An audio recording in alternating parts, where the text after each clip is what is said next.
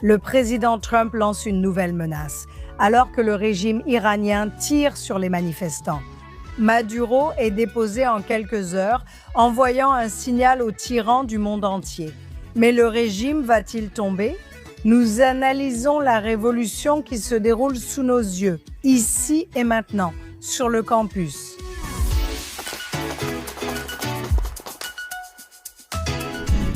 Bienvenue à tous sur le campus et ici dans nos studios de Jérusalem avec ma merveilleuse co-animatrice Émilie Schrader. La militante et journaliste Shoshana Kitz-Jasko, fondatrice de Chokhmat Nashim, défend la voix des femmes orthodoxes.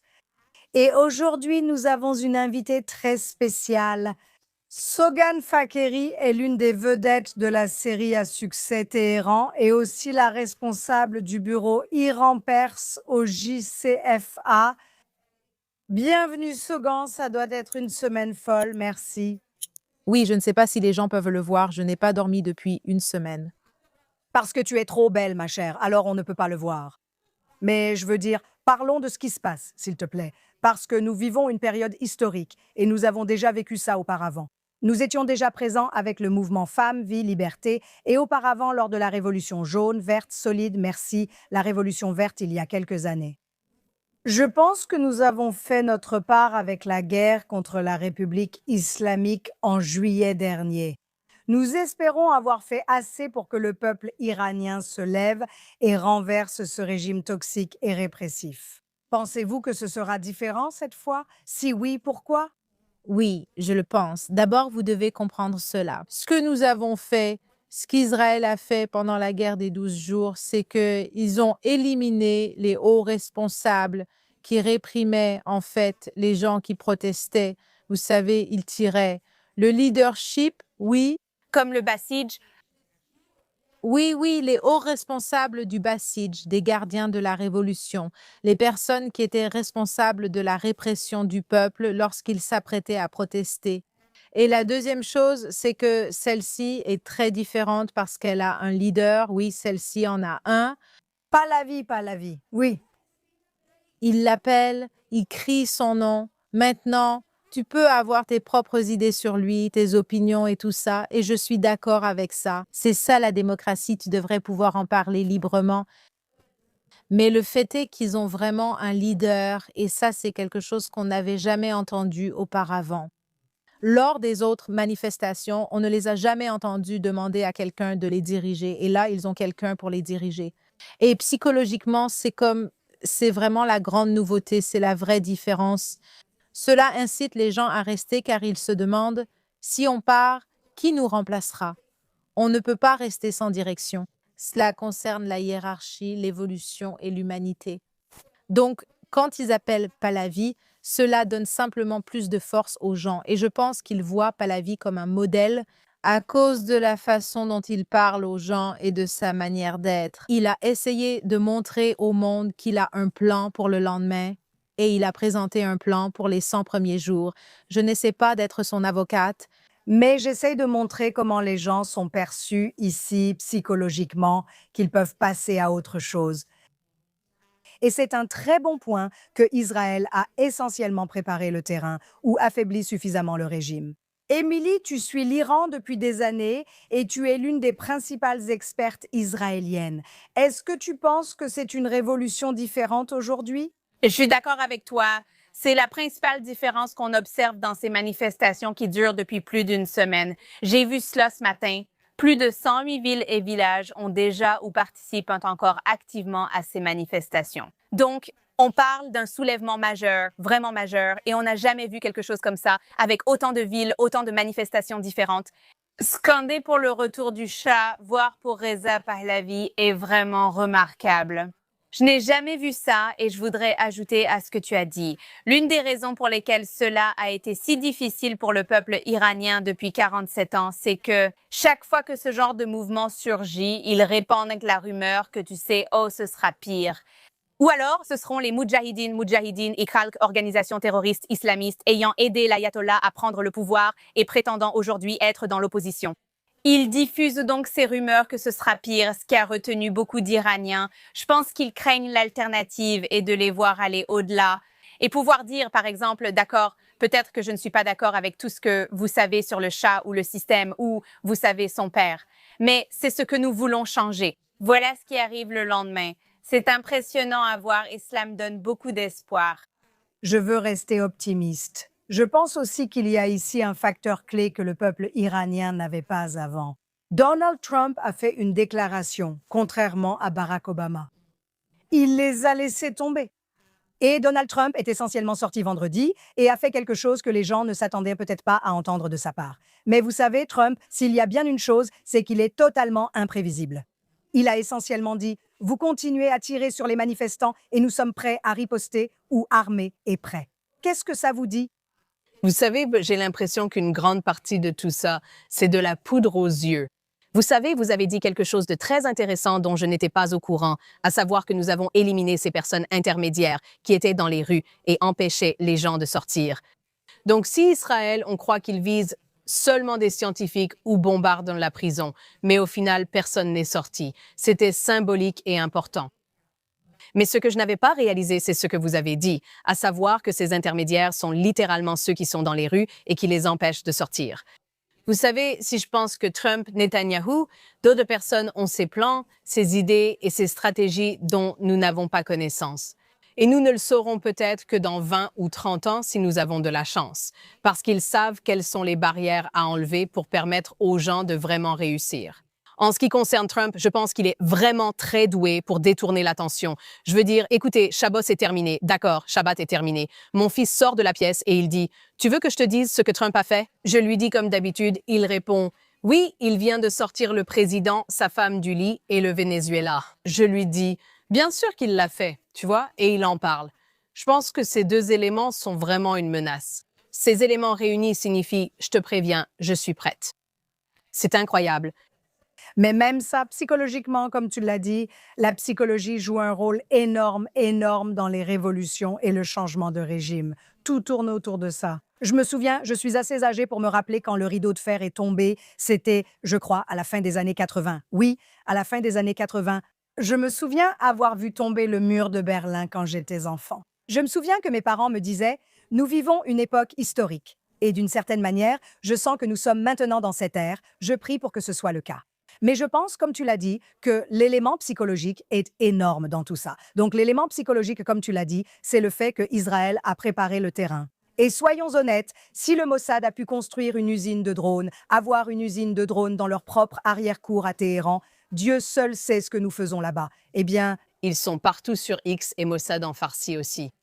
On est tous avec vous, on est dans les rues. Je ne sais rien, Émilie se moque encore de moi. Je ne sais pas si c'est réel ou non, mais il y a un aspect psychologique. Comme tu dis, si les gens pensent qu'il y a des personnes derrière eux, alors j'espère que ça leur donne cette force et ce pouvoir de continuer. Je prie, c'est peut-être le signe. Ce matin, nous avons appris que Khomeini a un plan B, qui se trouve être le même plan B qui est devenu le plan A d'Assad. Assad. Oui, c'est ça. Tu disais qu'Assad a pris son chien? Oui, apparemment. Comme j'ai vu, ils ont dit, souviens-toi que quand Assad a fui, comme la Syrie, il a emmené son chien avec lui, mais pas son ministre de la Défense. Alors, ma chérie, bonne chance à tous les gars, tous ceux qui pensent qu'ils protègent leur chef, je ne sais pas. Je pense que vous allez rester et vous faire battre par le peuple iranien quand il prendra sa revanche. Je veux dire, la question est-ce que les gardiens de la révolution sont si faciles à atteindre? Ils ont des tentacules partout. Je veux dire, l'affaire du Venezuela ne les aide pas, ça c'est sûr, parce qu'ils avaient leurs tentacules là-bas. Le Hezbollah et le régime islamique iranien étaient présents en Amérique latine via le Venezuela, notamment par le pétrole et les gardiens de la révolution. On ne peut pas les sous-estimer, n'est-ce pas? Ils sont très puissants, ils sont très cruels. Eh bien, ils sont très riches. Je pense que c'est le plus gros problème. Et ils sont riches parce qu'ils ont blanchi des milliards de dollars, principalement à travers des pays démocratiques comme le Royaume-Uni et le Canada. Le Venezuela était aussi un acteur clé. Des centaines de millions, voire des milliards de dollars y ont été blanchis. Il possédait aussi une usine de drones, apparemment frappée par les forces américaines lors de l'attaque. Donc, la connexion entre le Venezuela et la République islamique est très forte. Ils ont des vols réguliers, directs entre Téhéran et Caracas, vous savez, c'est un itinéraire courant pour eux, tout comme Moscou. Ce que nous avons vu au Venezuela est, selon moi, une belle avancée. Oui, ce sera une lutte difficile pour le peuple iranien, ce qui est regrettable. Je voulais aussi évoquer un autre aspect des manifestations que je trouve un peu différent. Est-ce que c'est en grande partie grâce aux efforts de Pahlavi au cours de l'année écoulée pour encourager les membres des forces armées à faire défection? Des dizaines de milliers de membres de la Chambre se sont inscrits sur cette plateforme. Nous avons vu de nombreuses vidéos de la police, des forces de sécurité et d'autres en Iran prêtant allégeance à Reza Pahlavi. Ils restent là-bas, mais prêtent allégeance ailleurs. Mais oui, Genre sans leur visage. ce matin, un officier a brûlé une photo de Khamenei en pleine rue. Lors des manifestations, on voit que certains maudissent les forces, comme cet homme insultant dans une vidéo. Mais la foule scande ensuite « Rejoignez-nous », espérant leur défection. Je veux dire, c'est vraiment ça, si on commence à voir des défections massives du régime, c'est le début de la fin. Oui, Je veux dire, vraiment, c'est un véritable changement de donne. je pense que le début de la fin a été à la fin de 2019. C'était la fin de 2019. C'était comme les plus grandes manifestations. C'était la femme. Non, il y avait quelque chose avant ça. Ça a commencé à cause du prix du pétrole, je crois, et pendant cette manifestation, environ 1500 personnes ont été massacrées à l'université de Téhéran. Et je pense que d'une certaine manière, les révolutions commencent dans ton esprit, avec la façon dont la révolution débute en toi. Quand tu commences à changer la façon dont tu penses, la façon dont tu perçois ta vie, ta liberté, ton leadership ou quoi que ce soit d'autre, quand tu te réveilles simplement et que tu changes ta façon de penser. C'est ainsi que tout va changer et que tout va devenir autre chose, quelque chose de plus puissant. Et ce qui est intéressant, c'est que je vais revenir sur les gardiens de la Révolution et sur tout ça, comme quoi ils ont leur influence partout. Oui, C'est le fait que quelques mois plus tard, Qassem Soleimani, dont on parle justement aujourd'hui, je n'essaie pas d'éviter ces sujets compliqués, mais c'était vraiment un homme puissant. Il était admiré de tous. Donc, Ibwaki, oui, oui, et il avait une façon magnifique de regarder. Il a idéalisé cette révolution, la révolution islamique, quand on étudie sa vie et son histoire. Il venait d'un endroit vraiment profond pour cela et les gens l'admiraient. Plus qu'ils ne le font. Khomeini, Écoute, les rumeurs disent que Khamenei voulait qu'il soit le prochain dirigeant. Tu sais, et quelqu'un qui n'est pas plus islamique, genre, qui a le même niveau, tu sais, ils ont des niveaux. oui, bien sûr. Donc, je pense que peut-être c'était un bon choix stratégique de Khamenei de choisir Qassem Soleimani pour le faire monter plus haut et devenir plus important. Et c'était un bon choix des États-Unis d'éliminer Soleimani. Maintenant qu'on y pense, Oui, et c'est comme ça que les gardiens de la révolution sont devenus si faibles à cause des relations en Syrie, au Liban, en Irak et au Yémen, même, oui. et peut-être le Venezuela, car je ne connais pas l'Amérique latine. Mais je sais que cette personne était vraiment douée pour le contact humain, pour rester en contact et garder les gens proches. Il était hypnotisé, il avait quelque chose d'hypnotique. hypnotiques, des leaders charismatiques. D'une certaine manière, comme Nasrallah, les Libanais, le Hezbollah, ne se sont pas vraiment remis de Nasrallah. Le gars qui a pris la relève, enfin 4 ont pris la relève et on les a tous éliminés, mais le dernier qui a accepté le poste est quelqu'un de très ennuyeux, sans charisme. Et je pense qu'il y a des leaders dont les gens n'arrivent pas à se remettre de la perte, vous voyez. Et je n'avais pas vraiment compris que Soleimani était l'un de ces leaders. Oui, je pense qu'il l'était. Ils ont encore des affiches, ils les brûlent. Cette semaine de Soleimani, Oui, et aussi, il y a 2 jours, c'était comme son jour, comme une journée commémorative. Et j'ai l'impression qu'ils ne savent même pas ce qu'ils font. J'ai l'impression qu'ils essaient juste d'être en mode survie, vraiment à fond. Eh bien, je pense qu'ils doivent être en mode survie. Mais honnêtement, ils n'ont qu'eux-mêmes à blâmer. Parce que vous négligez complètement de faire la chose la plus basique que votre pays attend de vous, fournir de l'eau. Qu'est-ce que la nourriture quand c'est comme? Était-ce quelqu'un quand votre monnaie, quand vous devez venir avec une valise pour acheter une bouteille de lait? C'est vraiment basique, vous l'avez oublié. Vous voulez maintenant devenir le centre mondial du terrorisme islamique et vous avez oublié que vous avez un peuple dont vous devez vous occuper. C'est comme le Hamas, c'est le jeu du manuel, non?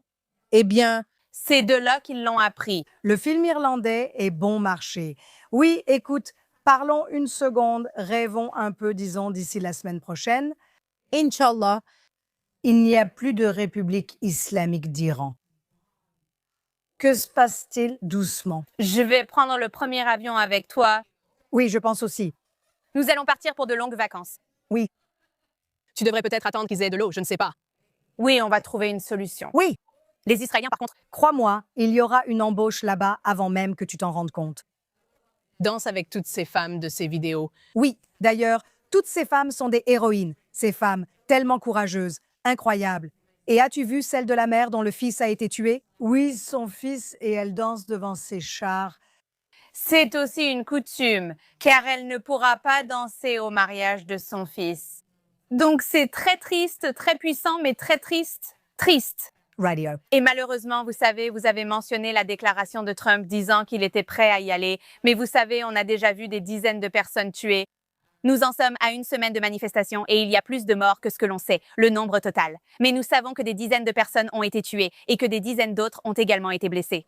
Et vous savez, je sais que nous avons quelques extraits que nous voulions diffuser, mais au moins l'un des extraits que nous avons vus circuler montre les forces de la République islamique en train de faire une descente dans un hôpital où des manifestants étaient venus chercher refuge. Certains étaient aussi blessés et ils ont arrêté ces manifestants à l'hôpital, violant totalement les conventions de Genève, mais ils ne s'en sont jamais préoccupés. Vous savez, On observe les mêmes schémas avec ces groupes terroristes. Il y a quelques jours, ils utilisaient encore des ambulances pour transporter. Ce n'est pas la première fois. Certaines de ces forces assiégées sont envoyées pour réprimer et étouffer les manifestations, ce qui constitue également un crime de guerre. Le Hamas agit de la même façon, tous procèdent ainsi. le Hamas fait pire, parce qu'ils ont des quartiers généraux terroristes sous les hôpitaux. Et donc, ils rendent en quelque sorte leurs hôpitaux des cibles légitimes. Et pourtant, où sont les médias traditionnels? Où parle-t-il de l'Iran? Apparemment, ils n'ont pas assez, ils n'ont aucun journaliste là-bas. Donc, ils sont très prudents et vérifient bien les faits. Si seulement nous avions un autre exemple où ils n'étaient pas aussi prudents et que ça ne les dérangeait pas de ne pas avoir de journalistes sur place. Donc la couverture médiatique a vraiment été mauvaise. Oui, Objectivement, mais je veux le dire, ce qui me préoccupe le plus et que le public occidental et américain doit comprendre, c'est que la façon dont ils présentent ces manifestations, et cela vient directement de la République islamique elle-même, c'est leur récit, leurs efforts de propagande, c'est que ce n'est pas qu'une question d'économie, c'est bien plus vaste. On observe un rejet total de la République islamique, comme mentionné au début. Pour la première fois, nous les voyons avec plus d'unité que jamais. Ils demandent à Reza Pahlavi de diriger la transition vers le gouvernement qui sera choisi par référendum, ce qu'il préconise lui-même. Mais les médias se trompent complètement. Chaque fois que vous voyez cela présenté comme un problème économique ou à cause de la forte inflation, c'est loin de refléter la réalité. Ce qui se passe réellement sur le terrain et ce que ces personnes demandent et supplient vraiment. Dans de nombreux cas, dans les rues, j'ai regardé presque tous les titres et chaque titre des grands médias parlait de problèmes économiques. C'était vraiment très orienté. Honte à vous, grands médias, de répéter les propos des terroristes avec un discours tout fait. Permettez-moi d'ajouter à ce que vous venez de dire. Les gens se trompent simplement parce qu'ils pensent que l'Iran va connaître un printemps arabe, comme les soulèvements que nous avons vus dans tout le monde arabe. Et ce qu'ils ne comprennent pas, c'est que les Iraniens se souviennent qu'ils faisaient partie, en quelque sorte, d'un empire perse.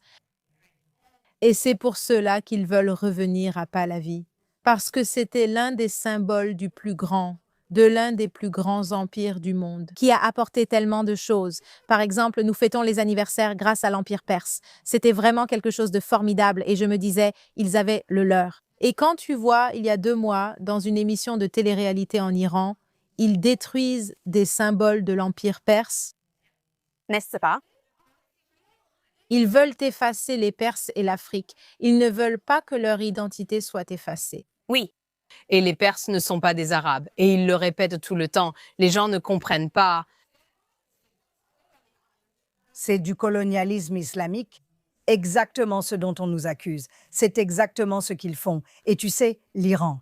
La Perse est l'exemple parfait de cela et une belle civilisation qu'ils ont ruinée.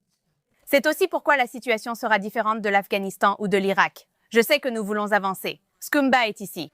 Je veux juste ajouter que la principale hésitation de l'Occident à soutenir un changement de régime est la peur de revivre une situation comme en Irak. Mais l'Iran n'est pas un pays arabe. Et ils ont un héritage d'un système fonctionnel Une société progressiste, oui. encore plus progressiste que de nombreux pays occidentaux. Vous savez, Juste avant la révolution à cause de la dynastie Pahlavi, c'est ce qui a conduit l'Iran à devenir un État aussi modernisé. Il n'y a donc aucune raison de penser que cela se produira dans un Iran après la République islamique. C'est une incompréhension totale et une mauvaise interprétation de nombreux dirigeants occidentaux. Comprenez bien cette fois-ci. oui, il y a vraiment quelque chose au bout de l'arc-en-ciel ici. Pour la région, c'est un vrai changement. Parce que je prédis que s'il plaît à Dieu, lorsque cela arrivera, nous allons voir des gens repenser leurs allégeances. Des pays comme le Qatar, qui sont essentiellement dans l'autopréservation, qui jouent sur les deux tableaux, vous savez, des pays comme ça, s'ils n'ont plus leur grand protecteur, la République islamique d'Iran, pour les aider, partager, n'oubliez pas qu'ils partagent des champs gaziers, la région sera très différente. Nous prions, c'est cela. Ces gens sont les Hitler de notre époque et nous devons aider l'Iran à les faire tomber pour qu'ils puissent retrouver la gloire de leur ancien empire. Nous pouvons vraiment être très utiles à ce sujet et l'attendons avec impatience. Maduro. Que pensons-nous tout à coup que les mêmes idiots qui, il y a 2 semaines, défilaient en criant « pas de roi » sont maintenant en train de défendre? Hein? Vous savez, un narco-dictateur qui a réellement triché lors de la dernière élection, qui n'a pas été élu, mais qui a refusé de quitter le pouvoir.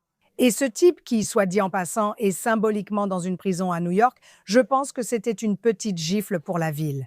Oh, PJ, oh, voilà PJ, oui, je sais, oui, bien sûr, il est là pour vendre, je ne sais pas. Je pense que ça fait peut-être partie de la punition, oui, mais je trouve que c'est très symbolique pour moi. C'est une petite sorte d'affront à Mamdam. D-A-N-I. Oui, je le crois vraiment. Je pense que les gens ne le font vraiment pas. Je veux dire, la personne moyenne, l'idiot moyen, devrais-je dire, qui manifeste dans la rue en disant, vous savez, oh, Trump ne pourrait pas, vous voyez. Soudain, dans chaque ville, tout le monde a la même pancarte. Je suis tellement curieuse de savoir comment c'est arrivé. Cette manifestation soi-disant spontanée, et il y en a une pour chaque cause. Tu as vu? Incroyable! Mais ce que les gens ne réalisent pas, tu sais? Parce que Mamdani dit aussi, si on peut enlever des dirigeants, pourquoi pas sortir Netanyahou de son lit avec Sarah?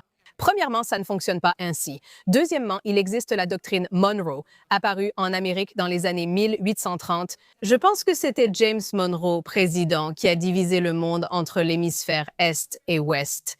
Il disait « Nous ne nous mêlerons pas de l'Europe. Vous ne pouvez plus coloniser les Amériques, ni au nord, ni au sud. » Quand l'Iran, la Chine et la Russie sont au Venezuela, quand ils s'y installent comme base d'où des missiles peuvent atteindre les États-Unis d'Amérique, cela relève du domaine du président des États-Unis d'intervenir et de faire quelque chose à ce sujet. Oui, c'est un chef du crime, oui, c'est un narcoterroriste, il n'y a aucun doute. Et il aide les ennemis des États-Unis d'Amérique à les amener dans l'hémisphère occidental. Donc ce n'est pas simplement « Oh, c'est un dictateur et nous ne l'aimons pas ». C'est une menace directe pour les États-Unis d'Amérique. Les gens refusent de le reconnaître, n'est-ce pas? Ils préfèrent prétendre que Trump fait ce qu'il veut. Désolé, mais qu'on l'aime ou non, il protège les États-Unis. Oui, Il est comme ça. Ce n'est pas une question de s'il l'est ou pas. Il l'est vraiment. absolument. Et ceux qui ne comprennent pas ça ne comprennent tout simplement pas le sujet. Et tout le monde pense être expert, mais malheureusement, très peu de gens savent réellement de quoi ils parlent. Et l'huile? Ma partie préférée reste les Vénézuéliens qui confrontent. Lors de toutes ces manifestations, il y avait quelques milliers de personnes, toutes furieuses contre l'enlèvement de Maduro, tandis que les Vénézuéliens réagissaient ainsi. Pendant ce temps, est-ce qu'il y a quelque chose? Des Vénézuéliens participent-ils à vos manifestations? Pendant ce temps, les Vénézuéliens font la fête. Et s'ils peuvent acheter Maria Corlino qui pourrait revenir, elle a remporté le prix Nobel, elle pourrait revenir. J'ai parlé à un ami à moi du Venezuela, il est aussi en exil. Il m'a dit, écoute, ne célèbre pas trop vite parce que le chavisme est toujours là, très enraciné. Trump a déclaré, nous reviendrons si nécessaire, nous continuerons, nous ne laisserons pas cela inachevé. Écoute, Trump, 10 sur 10, que dire? Le gars qui ne commence pas de guerre fait du bon travail pour mettre fin aux principaux conflits dans le monde. Donc, je veux dire, on est tous ravis. Bon, on continue, parce que dans chaque bonne opportunité, il y a toujours des pourris qui essaient d'en faire quelque chose de négatif, et on en a plein cette semaine. Alors, Shoshana, qui est ton pourri? Parfaitement dans le mille avec le Venezuela. Mon pourri, c'est la vice-présidente, en fait. Elle s'appelle Delcy Rodriguez et alors qu'elle s'énerve, sa première déclaration a été « Vous savez, elle est furieuse que Trump ait fait ce qu'il a fait. » Et bien sûr, dans la première, je crois, minute de son discours, Vous pouvez voir que le monde est tout simplement choqué. Que la République bolivarienne du Venezuela soit victime et cible d'une attaque de cette nature, qui a sans aucun doute une connotation sioniste. il dit que cela porte des empreintes sionistes ou quelque chose d'aussi ridicule. Comme une teinte sioniste. Teinte, c'était le mot. Eh bien, je ne sais pas comment l'exprimer, c'est moi. Mais une teinte? Mais c'est incroyable pour moi. Par exemple, si des Martiens descendaient de Mars, ces gens diraient que c'est un complot sioniste. Oui, comme s'il n'y avait rien qu'ils ne reprocheraient pas aux Juifs. Cette femme, membre évident de ce régime, affirme « c'est la faute des sionistes ». Non, c'est ta responsabilité. Tu es du côté des méchants. Toi et tes amis avez ruiné le Venezuela, provoqué l'exode d'un tiers de la population et appauvri tous. C'est vous les responsables, pas les Juifs. Désolé. Oui, non, écoute, le truc du complot sioniste, ça commence à devenir un peu lassant. Oui, Franchement, trouve quelqu'un d'autre, parce que c'était super. De toute façon, C'est tellement affreux. Eh bien sûr, a également répondu à cela en disant « Le plus drôle, c'est qu'il y a des gens qui, pendant des années, accusaient Maduro d'être juif, et puis tu as Maduro qui porte la kéfieh et tout ça, et qui s'allie avec les réformateurs islamiques d'Iran et le Hezbollah. Donc, tu es condamné quoi que tu fasses. L'essentiel, c'est que c'est un mauvais type. Il est maintenant dans un cachot à New York, donc fantastique, ordure, c'est la numéro 2. Franchement, elle ne semble même pas capable de gérer un supermarché. Je ne sais donc pas ce qui va arriver. Il dirige l'endroit comme une taverne. Émilie, c'est qui ton ordure cette semaine? donc mon ordure de la semaine, c'est tout le camp de gauche pro-Maduro avec 3 personnes en particulier que je veux mentionner pour leur comportement particulièrement ignoble cette semaine. Tout d'abord, nous avons Mamdani, le maire Mamdani, qui a bien sûr réagi à cela en condamnant la capture de Maduro et en déclarant qu'il avait été informé ce matin de la capture du président vénézuélien Maduro par l'armée américaine. Mec, tu n'étais pas au courant. T'es juste maire, bon sang. T'es allé sur Twitter, d'accord, mais enfin, c'est quoi ça? Arrête, tu n'es pas membre du Congrès, tu ne fais pas partie de la Commission des Affaires étrangères de la Chambre. Tu n'es pas... Tais-toi, juste tais-toi. Attaquer unilatéralement une nation souveraine constitue un acte de guerre et viole le droit fédéral et international. Mec, tu ne reconnaîtrais pas le droit international ou fédéral même s'il te mordait. Et on le sait parce que pendant ta campagne, tu n'arrêtais pas de parler de comment tu arrêterais Netanyahou à New York. Ce qui n'a aucun sens parce que ça violerait, ah oui c'est vrai, le droit fédéral, dont tu te vantes maintenant en prétendant t'y connaître. Peu importe le fait que tu faisais référence au droit international pour arrêter Netanyahou, ce qui concerne le statut de Rome auquel les États-Unis ne sont pas signataires et Israël non plus. Je ne m'attends pas à ce que tu le saches, car tu ne sais rien et tu n'as jamais rien accompli ni travaillé. Même à tes débuts comme maire, tu te contentes de poster sur les réseaux sociaux sur des réunions inutiles où tu ne fais rien. Et ce n'est pas tout. il retire la définition de l'antisémitisme et s'oppose à ceux qui l'invoquent. Tous les responsables, y compris ceux protégeant les étudiants et communautés juives, ainsi que bien d'autres aspects. Mais c'est la première personne que je souhaite nommer. Je dois aussi citer Alexandria Ocasio-Cortez, une autre socialiste qui a condamné cela, ce qui était attendu vu son idéologie. Et puis, il y a Anna Kasparian, ma préférée. Oui, c'est ma meilleure amie. Elle critique cette administration, les traitant de voleurs, pilleurs, voyous et va-t-en-guerre. C'est ce qu'Anna fait le mieux. Des insultes parce qu'elle n'est pas capable de faire des arguments crédibles. Si tu ne me crois pas, n'hésite pas à regarder mon passage avec elle chez Piers Morgan. C'était juste truffé de grossièreté, sans véritables arguments, mais avec beaucoup de cris de sa part, évidemment. Mais le fait que tu puisses répondre à quelqu'un qui a assassiné des milliers de personnes dans son propre pays, et non, cette fois je ne parle pas de l'Iran, je parle du Venezuela, où ta mauvaise gestion a forcé un tiers de ta population à fuir le pays parce qu'ils meurent de faim. Il mange des chiens? Ils mangent littéralement des chiens. Il n'y a pas d'argent, il n'y a pas de ressources là-bas, il n'y a pas de nourriture, il n'y a rien. Et tout cela, c'est à cause des politiques de Maduro. Sans parler de ce qu'ils ont fait aux dissidents politiques et aux personnes qui ne sont pas d'accord avec eux. Et d'ailleurs, beaucoup de cela a été mené par Delcy Rodriguez, la vice-présidente qui travaille maintenant avec Trump. Donc, il faudra voir l'évolution. Mais si votre réponse à ce qui s'est passé avec Maduro est « les États-Unis ne le font que pour le pétrole », et alors? Et alors? Pourquoi est-ce un problème? Pourquoi laisser la Chine, la Russie et l'Iran contrôler le pétrole vénézuélien et pas les États-Unis? Flash info. C'est l'hémisphère occidental. Si cela sert les intérêts des États-Unis, alors oui. Je fais plus confiance aux États-Unis qu'à la Russie, la Chine ou la République islamique. Désolée, c'était un long discours de crapule, mais ce sont les miennes. Ils aiment ça, ce sont vraiment des crapules qui le méritent. Et je veux juste faire une mention honorable à Tucker Carlson, qui dit que Maduro était un conservateur social. Ben Shapiro a littéralement démoli Megyn Kelly quand elle l'a évoqué, tandis que Tucker Carlson dit toujours le contraire. C'est incroyable. Il défend les pires salauds du monde. Et voilà. Et moi, une chose de plus, je veux dire à propos de Mandani, vous savez ce qu'il a dit lors d'une conférence de presse quand les journalistes lui ont posé la question? Il a dit « J'ai appelé la Maison-Blanche et j'ai exprimé mon opposition à Trump. Je mettrai ma main au feu que Trump n'a pas répondu au téléphone et qu'il ment. Il est parti comme Élie. » Je me suis inscrite par service de messagerie courte, j'ai parlé directement, j'enregistre ma descente. C'était comme laisser un message à la secrétaire de la secrétaire, j'enregistre mon objection. Tu n'es qu'une mère pas assez importante. Ta promesse de transport gratuit contraste avec la hausse des prix, montrant ton impuissance. C'est un homme médiocre, avec une intelligence médiocre, un peu de charme et des parents riches. C'est juste un pneu. Grand sourire. Mais on devrait je veux juste. Khomeini a promis aux Iraniens l'électricité gratuite, l'eau gratuite. Oui, merci, je dis juste que c'est comme porter un ours. Elle est comme...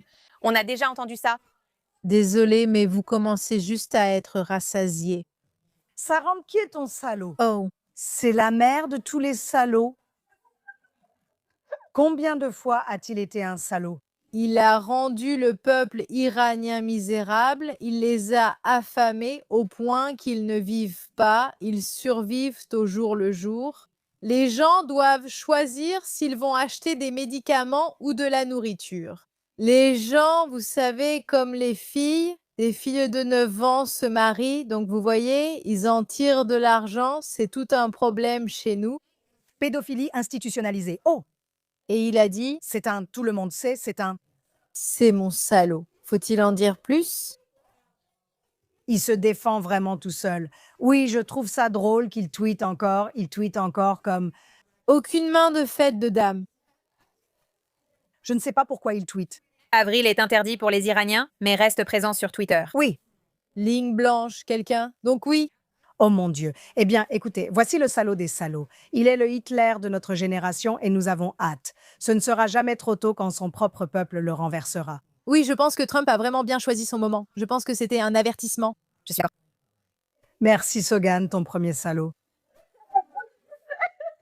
Mon salaud de la semaine. Et j'ai mentionné un peu plus tôt à quel point les médias ont été mauvais, les médias traditionnels. Nous pensions que c'était seulement contre nous, mais il s'avère que c'est contre tout pays qui essaie de se défendre, et c'est contre le peuple iranien. Ils affirment fièrement ne pas vouloir ou ne pas assez faire de reportages, comme tu l'as dit, Émilie. D'abord, ils évoquent un enjeu économique alors que c'est une question de liberté, puis ils n'en parlent pas réellement. Je continue, je suis presque. Même si je sais ce que je sais sur le conflit à Gaza, je n'arrive toujours pas à croire à quel point les manifestations en Iran et cette révolution sont si peu couvertes. C'est choquant et ça ne devrait pas me choquer. Qui est réalisatrice? Nous sommes des victimes directes, nous sommes les grandes perdantes de cette horrible couverture et de l'agenda que les médias ont. Mais je suis quand même surprise. Mais je veux parler spécifiquement d'un autre sujet et cette semaine, ce n'est pas une personne, c'est une institution. C'est une institution médiatique appelée Cable News Network. Parce qu'il y a environ une semaine, ils ont écrit ce dernier chef-d'œuvre de malhonnêteté intellectuelle. Un article sur les femmes en Israël, classant Israël en dessous de l'Arabie saoudite, du Qatar et d'Oman en matière de droits des femmes. Et oui, Israël, le pays avec des femmes, des pilotes de chasse, des juges à la Cour suprême, des maires, et oui, des militantes, des diplomates et tout le reste. Elle, en dessous des régimes où les femmes ont besoin de la permission des hommes pour se marier, voyager ou quitter leur maison. Voici ce que Cable News Network a fait. C'est ainsi qu'ils ont présenté les faits. Cela n'a aucun sens. Précisons que ce n'était pas une erreur. C'est un journalisme orienté par le genre. Cable News Network a utilisé un indice de paix et de sécurité pour les femmes et non un indice des droits des femmes pour raconter une histoire déjà écrite avec un point de vue biaisé. Il ne s'agit pas d'égalité devant la loi, d'accès aux tribunaux ou de représentation politique. Cet indice pénalise les pays en situation de menace sécuritaire, comme la guerre. Si vous êtes en Israël, sous les missiles, attaques terroristes et un ennemi génocidaire, félicitations. Vos droits des femmes sont rétrogradés, mais si vous êtes une dictature où les femmes sont légalement des citoyennes de seconde zone, tant que c'est calme là-bas, tout va bien. Troisièmement, un paradis féministe. Ce ne sont pas des droits des femmes, mais une instrumentalisation. Et Cable News Network n'a même pas mentionné cette partie. Même les tribunaux religieux israéliens admettent cette discrimination, que les femmes israéliennes combattent devant la justice, au Parlement, via des organisations non gouvernementales et la société civile. Chaque jour, des femmes comme Shoshana, Emily, moi-même et Sogan, nous relevons ce défi au quotidien. Nous savons ne pas être parfaites, mais comment osez-vous? Et bien sûr, dans la région, Cable News Network fait l'éloge de femmes venant de pays, comme je l'ai dit, où elles n'ont absolument aucun droit. Parce que le système les punit d'essayer, le système ne nous punit pas d'essayer, mais nous continuons quand même d'essayer. Mais la nuance ne compte pas, la tendance, oui. Cable News Network préfère réduire la réalité à un titre alimentant une obsession mondiale où Israël doit toujours être le méchant. Je le dis clairement. Si un indice affirme qu'Israël est pire pour les droits des femmes que des pays gouvernés par la charia où la tutelle est inscrite dans la législation, alors l'indice est défaillant. Il ne s'agit pas d'Israël ni des droits des femmes, mais de délégitimer Israël. Nous en avons assez. Voilà pourquoi Cable News Network cette semaine. Vous êtes mes salauds. Excellent. J'avais besoin de dire ça. Non, j'ai écrit... non, écoute, tu sais que je suis la première à reconnaître qu'on a besoin de plus de représentation féminine. D'accord, on régresse sur certains points, mais pas eux. C'était un coup politique, malheureusement, écrit par une journaliste israélienne et un acteur, Grind. Et c'est encore plus déprimant parce que je sais qui elle est, mais de toute façon, je ne vais pas la nommer. Ça marche beaucoup. Ça fonctionne bien. Il le publie, n'est-ce pas? Oui, dès que tu fais quelque chose, le New York Times publiera n'importe quelle bêtise, tant que ça sert à délégitimer Israël. Voilà, d'accord. Et maintenant, pour notre partie thérapie de la semaine, parlons de nos héros, et il y a vraiment beaucoup de héros. Shoshana, commençons encore une fois avec toi. Qui est ton héros? Mon héroïne, c'est Dawn Fraser, que je ne connaissais pas jusqu'à, je crois, hier ou aujourd'hui, quand j'ai vu un tweet à propos du discours qu'elle a prononcé en Australie. C'est une nageuse australienne olympique de style libre, âgée de 88 ans. Oui. Et j'ai toujours l'impression qu'il y a un manque d'écoute réel envers nos aînés, tu vois? Des personnes qui sont là depuis longtemps, qui ont traversé l'histoire, qui ont vu des choses. Et il y a quelque chose dans cette perspective que tu ne peux pas avoir quand tu es plus jeune. Pas parce que tu n'es pas intelligent, mais simplement parce que tu n'as pas encore vécu assez longtemps. D'accord, donc il y a vraiment quelque chose d'important dans le fait d'écouter les personnes qui ont traversé l'histoire. Alors, elle fait ce discours magnifique. Et nous, en tant que nation, avons accepté toutes les nationalités à bras et à cœur ouverts par le passé, comme les Italiens, les Grecs et les Juifs. Ils sont venus ici pour commencer une nouvelle vie avec leur famille et ont donné en retour. Ils travaillent dur, ils aiment ce pays, ils ne manifestent pas, ils ne détestent pas, mais ils n'ont que du respect et de l'amour pour ce grand pays. Tout ce que j'ai demandé, c'était de vivre en paix avec de l'acceptation et de l'amour en retour. Mais récemment, nous, en tant que pays, nous avons échoué. L'Australie a toujours accueilli les immigrés, qu'ils soient grecs, romains, musulmans ou juifs, mais tous ceux qui arrivent en tant qu'immigrés. Ils travaillent, ils ne détestent pas, a-t-elle dit. Ils ne détestent pas et ils ne manifestent pas. Ils travaillent et ils deviennent partie intégrante de la communauté australienne. Et ça, je veux dire, c'est valable pour toute société, vraiment. Quand on accueille des immigrés, c'est comme une rue à double sens, n'est-ce pas? Nous vous accueillons, nous vous donnons les droits et le confort, et tout ce que vous pouvez obtenir dans le monde occidental. Dans le cadre de cet accord, vous faites alors partie intégrante de cette culture. Vous ne commencez pas à essayer de la détruire. Vous ne tirez pas des balles sur une plage et vous n'attaquez pas d'autres personnes qui étaient là avant vous. Et c'est quelque chose que je ressens quand c'est simplement dit par quelqu'un de détaché, quand c'est quelqu'un qui a traversé l'histoire, quand c'est quelqu'un qui peut regarder et dire « J'ai passé 88 ans ici et voilà ce que j'ai vu ». Son discours est magnifique et ne vise personne. Elle dit essentiellement que nous avons échoué envers les Juifs d'Australie parce que nous avons permis que ces choses arrivent. Elle n'a pas dit contre les musulmans, mais elle a affirmé « Mademoiselle, on ne peut pas vivre ainsi » et c'est une héroïne ou un héros. Parce que c'est vraiment difficile parfois d'expliquer les choses quand les gens ne veulent pas écouter, quand tout n'est qu'un slogan, quand tout n'est qu'un cri. Quand on est une femme de 88 ans qui prend son temps pour parler alors que tout le monde défile autour, il est difficile d'aller à contre-courant.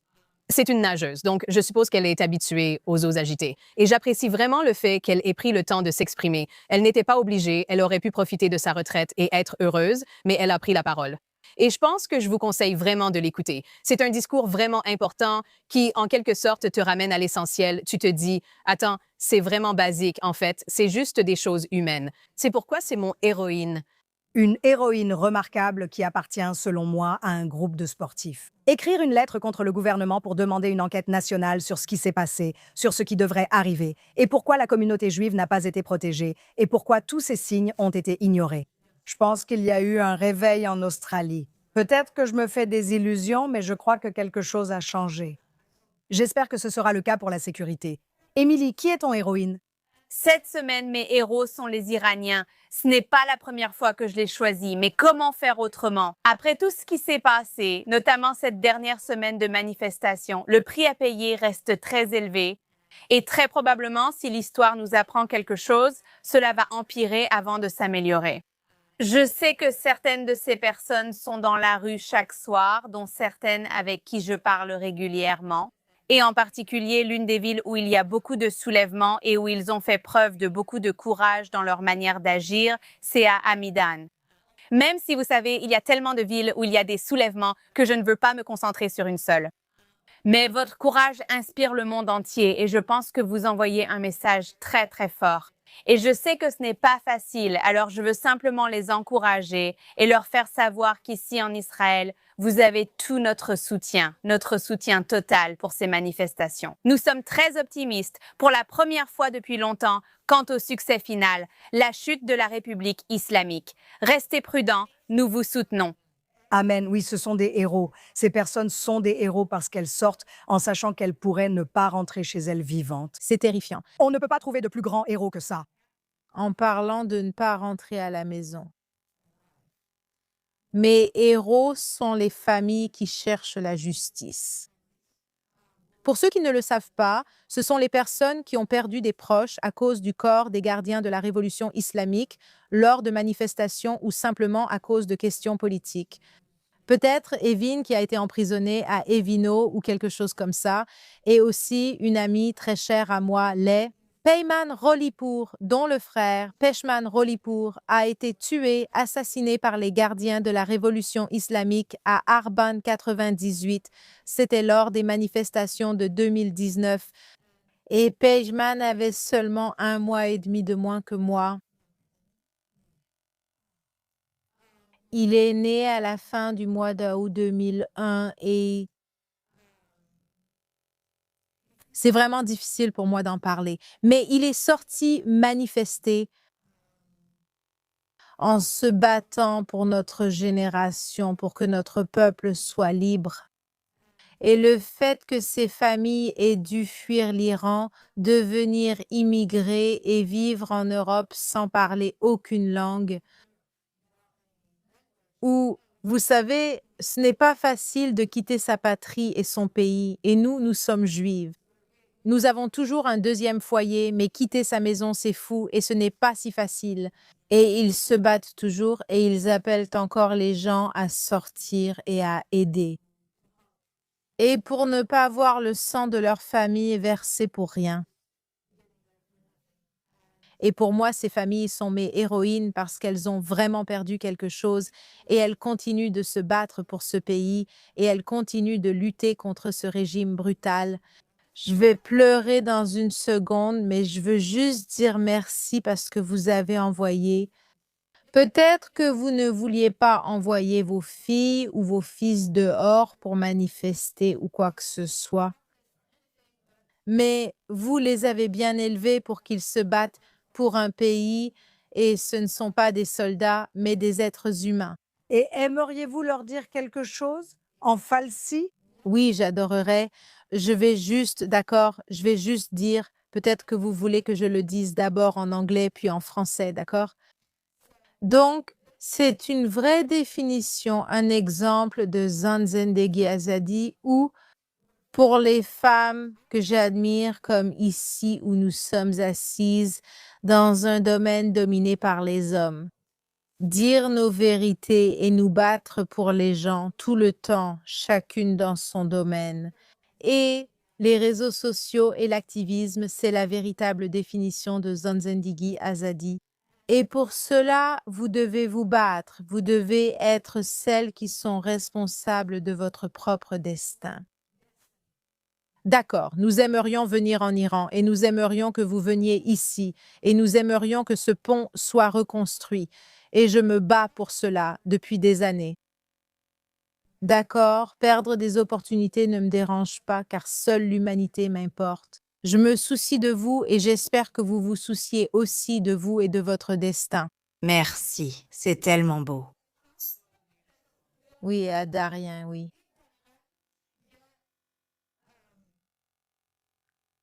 Victime et nature, quel sioniste.